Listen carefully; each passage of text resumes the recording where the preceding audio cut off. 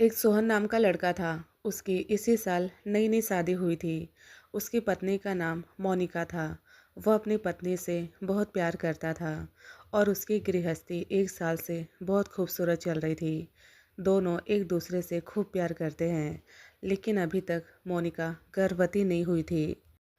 मोनिका के घर में उसके सास ससुर और उसका एक भाई और उसकी एक बहन थी, जो हॉस्टल में रहकर दूसरे शहर में पढ़ाई करती थी।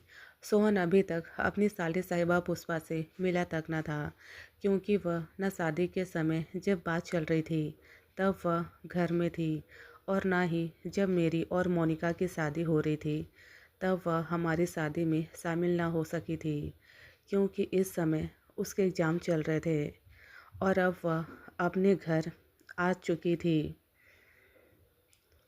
और वह अपनी दीदी से 1 साल के बाद मिलना चाहती है। उसने घर पहुंचते ही मुझे कॉल किया और कहने लग गई, सोहन जीजू, मैं दीदी से मिलना चाहती हूँ, प्लीज़ आप मुझे लेने आओगे। उसकी आवाज़ मदहोश कर देने वाली थी। थोड़ी देर तो मैं उसकी आवाज़ में खो गया। फिर मैंने कहा, हाँ हाँ ज़रूर, तुम तैयार रहना, मैं तुम्हें लेने शाम में आऊँगा। उसने कहा, ठीक है जीजू, मैं अपनी पैकिंग कर लेती हूँ। सोहन शाम होते ही अपनी साली साहिबा पुष्पा को लेने अपने ससुराल पहुँच गया। पुष्पा जैसे ही कमरे से बाहर निकली, सोहन उसे देखता रह गया। वह बहुत खूबसूरत थी, मोनिका से तो बहुत ही ज़्यादा खूबसूरत थी और मॉडर्न थी। सोहन मन ही मन सोच रहा था, काश मेरी शादी पुष्पा से हुई होती। वह अपने आप को संभाल नहीं पा रहा था। उसकी साली साहिबा पुष्पा अपने जीजू के करीब आते हुए चुटकी बजाई और कहा, जीजू आप कहाँ खो गए। उसने कहा, अरे साली साहिबा, आपको मैं पहली बार देख रहा था, बस आपकी खूबसूरती में खो गया। उसने मजाक करके टालने की कोशिश की। पुष्पा ने भी इतराते हुए कहा, हाँ मैं तो हूँ ही इतनी खूबसूरत। यह बोल पुष्पा हंसने लग गई। सोहन उसकी खूबसूरती में खो सा गया। थोड़ी देर अपने सास ससुर से बातें की और इसके बाद खाना पीना खा करके वह रात होते ही निकल गया। रास्ते में सोहन पुष्पा से मजाक करता और कहता, पुष्पा काश मेरी शादी तुमसे हुई होती। पुष्पा भी हंसते हुए कहती, क्यों जीजू, मैं आपको इतनी पसंद आ गई। सोहन भी गंभीर होते हुए कहता, हाँ पुष्पा, मुझे तुम पहली नज़र में ही पसंद आ गई हो। पुष्पा फिर हंसने लगती और कहती, जीजू ऐसा दिमाग में भी ना लाना, नहीं तो दीदी तो मुझे मार ही डालेगी। सोहन गाड़ी चलाते चलाते पुष्पा के जांघ पर अपनी हाथ रख देता और धीरे धीरे सहलाने लगता। पुष्पा भी कुछ न कहती है। उसे हल्की नींद आ रही थी, जो लग रहा था वह मदहोश हो रही है और उसे यह अच्छा लग रहा है। सोहन की हिम्मत बढ़ी, वह हाथ के दबाव को बढ़ाने लगा। सोहन धीरे धीरे करके पुष्पा के पूरे जिस्म को छूने लग गया। वह अपने हाथ को उसके कंधे पर रखकर उसके सीने को छूने की कोशिश करता। पुष्पा मदहोश हो रही थी, उसे हल्की नींद भी आ रही थी। उसने अपना सर जीजू के कंधे पर रख दिया। सोहन पुष्पा के जिस्म को चूम लेना चाहता था। पुष्पा का दुपट्टा सरक करके गिर जाता है। सोहन उसके सीने के उभार को देखता रह जाता है। उसके सीने के उभार उसके ब्रा से बाहर आ रहे थे। सोहन अपने हाथों से उसके सीने के उभार को छूने लग जाता है। सोहन अपने आप को अब संभाल नहीं पा रहा था। उसकी उत्तेजना बढ़ती जा रही थी। उसने गाड़ी को किनारे रोका और पुष्पा के होठों को चूमने लग गया।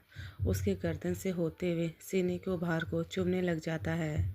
पुष्पा थकी होने के कारण नींद में कसमसा रही थी। उसे कुछ भी पता नहीं चल रहा था कि उसके साथ क्या हो रहा है।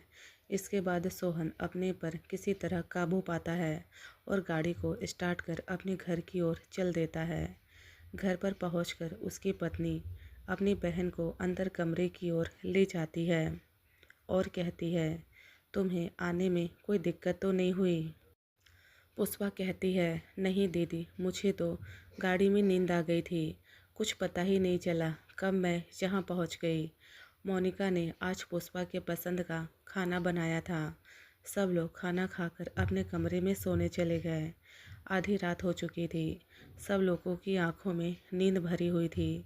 सोहन ने अपनी पत्नी मोनिका से कहा, तुम्हारी बहन तो बहुत अच्छी है और पढ़ने में भी बहुत तेज है। मैं आते समय उससे कुछ सवाल जवाब किया, जिसका उसने बिल्कुल सही सही जवाब दिया। मोनिका कहती है, हाँ तभी तो हम लोगों ने उसे बाहर पढ़ने भेजा था। इसके बाद मोनिका को नींद लग जाती है और वह सो जाती है। मोनिका के सोते ही वह कमरे से बाहर निकलकर पुष्पा के रूम के तरफ जाने लगता है और देखता है कि पुष्पा के कमरे का दरवाज़ा आधा खुला था। पुष्पा गहरी नींद में सो रही थी और उसके सोते हुए में और भी वह खूबसूरत लग रही थी। उसके खुले लंबे घने बाल, उसके गुलाबी होंठ और उसके सीने के उभार जो ब्रा के बाहर थे। उस समय सोहन अपने आप को रोक ना पाया और पुष्पा के कमरे के अंदर चला गया। सोहन पुष्पा के बालों में उंगलियां करता, उसके होठों को मसलता और उसके समीज के अंदर हाथ करके उसके पूरे जिस्म को सहलाता। पुष्पा नींद में कसमसाती और वह करवटें लेती। सोहन पुष्पा के समीज को ऊपर करके उसके पूरे जिस्म को चूमता और जी भर के प्यार करता। सोहन धीरे धीरे करके पुष्पा के साथ वह सब कुछ करता है जिससे उसकी उत्तेजना शांत हो सके। सोहन अपनी पत्नी मोनिका के सो जाने के बाद आधी रात को अपनी साली पुष्पा के कमरे में हर रोज आता और उसके साथ वह सब करता जो वह करना चाहता था। पुष्पा जब भी सुबह उठती, उसके शरीर में हल्की हल्की दर्द उसे महसूस होती, लेकिन उसे समझ में नहीं आता कि कुछ दिन से उसे शरीर में यह दर्द क्यों महसूस हो रहा है। उसे लगता है शायद थकान से ऐसा लग रहा है। फिर वह दीदी के साथ बातें करती है और जीजू के साथ भी हंसकर बातें करती। उसे पता नहीं था कि जीजू आधी रात को उसके साथ कुछ करते हैं। पुष्पा मन ही मन सोचती है कि जीजू तो देखने में बहुत ही स्मार्ट है। काश मुझे भी जीजू की तरह ही प्यार करने वाला लड़का मिल जाता। जब भी वह अपने जीजू से मजाक करती तो सोहन भी अपनी साले साहिबा को छेड़ता और उसे मजाक करता। पुष्पा अपनी दीदी और जीजू के साथ रहते रहते पुष्पा को अपने जीजू से धीरे धीरे प्यार होने लग गया था। आधी रात को जैसे ही मोनिका के सो जाने के बाद सोहन पुष्पा के कमरे में जाता और पुष्पा के होठों को चूमता है, उसके बालों में उंगलियां घुमाता है। तो पुष्पा उसके हाथ पकड़ लेती है और कहती है, सोहन जीजू आप यह क्या कर रहे हैं। सोहन कहता है, पुष्पा तुम बहुत खूबसूरत हो, मुझे तुमसे प्यार हो गया है और मैं तुम्हें प्यार करना चाहता हूँ। पुष्पा सोहन जीजू की आंखों में देखती है।